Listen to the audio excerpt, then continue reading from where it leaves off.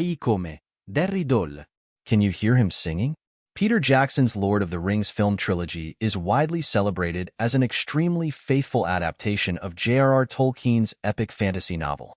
There's just one particularly offbeat character who Jackson never even tried to adapt for the screen, not even in his trilogy's many deleted scenes. But in the upcoming Season 2 of Amazon Prime Video's TV series The Lord of the Rings, The Rings of Power, Tom Bombadil finally takes the spotlight. Bombadil has become a favorite of Tolkien fans over the years, partially because of his absence from both Jackson's adaptation and the earlier animated Lord of the Rings films by Ralph Bakshi, though he was included in an obscure Soviet adaptation. Until now, Bombadil was primarily present in Tolkien's writing, where he shows up early in the Fellowship of the Ring to save Frodo and the other hobbits from various dangers, but is rarely mentioned again. Now, Rory Kinnear, Min, Black Mirror, will don the hat and boots of Tom Bombadil in The Rings of Power Season 2.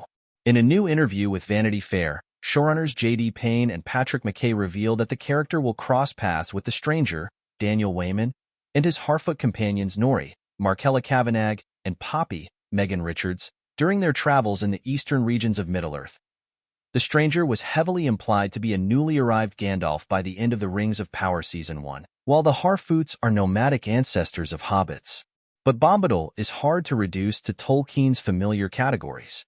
The author never quite defined his role in Middle-earth. He is old. Tom was here before the rivers and trees. Tom remembers the first raindrop and the first acorn. He tells the hobbits, and powerful. The One Ring has no effect on him when he puts it on. He doesn't even turn invisible, but apparently unable to help with the fight against Sauron. Power to defy our enemy is not in him, unless such power is in the earth itself, Gandalf tells the Council of Elrond in Tolkien's text. Bombadil seems much more concerned with nature and growing things, which is how McKay and Payne figured out how to fit him into their story. In our story, he has gone out to the lands of Run, which we learn used to be sort of Edenic and green and beautiful, but now is sort of a dead wasteland, Payne tells Vanity Fair. Tom has gone out there to see what's happened as he goes on his various wanderings.